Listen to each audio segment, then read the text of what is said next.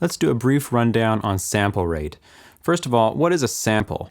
Well, a sample is a measurement of something. It's when you grab information about some parameter you're looking to measure. So in this case, we're talking about how sound becomes digital. So sound, as we learned before in the real world, is basically vibrating air molecules. How do these vibrating air molecules become digital information, zeros and ones inside the computer? Well, the computer is taking snapshots of basically the volume or the amplitude of the waveform over time. So quite similar to how a camera has a frame rate. If you know anything about video on your phone or on a professional camera, you can set the frame rate, and that's how many frames are played in 1 second. So for instance, if I slow down some video really slow here in wave, you're going to see the individual frames play because they won't be playing fast enough to look smooth anymore, like this.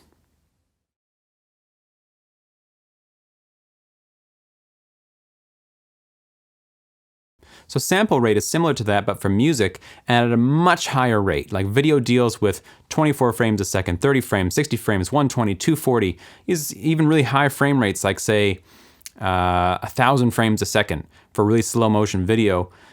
It's still very small compared to audio's sample rate, which is how many samples of the audio are being taken in 1 second. So the standard is 44,000. So it can go higher than that, but the number of samples in a second determines basically how many frequencies you're able to record.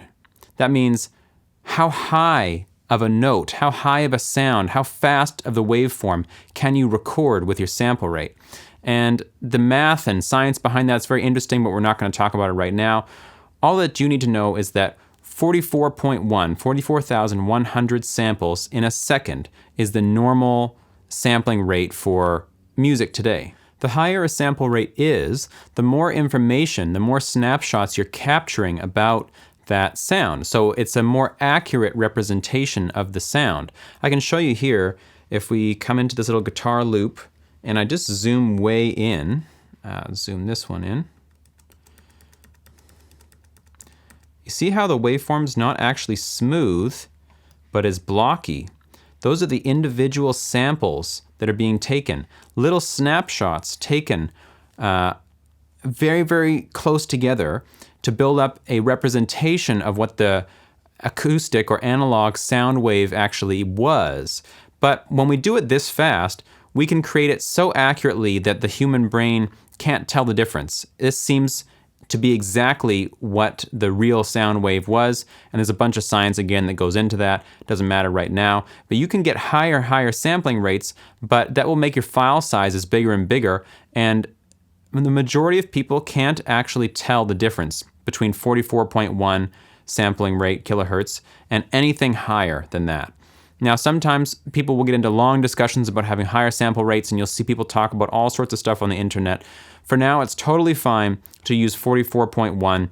This is a professional standard for releasing music across the world, and for our purposes, there's no reason to go higher right now.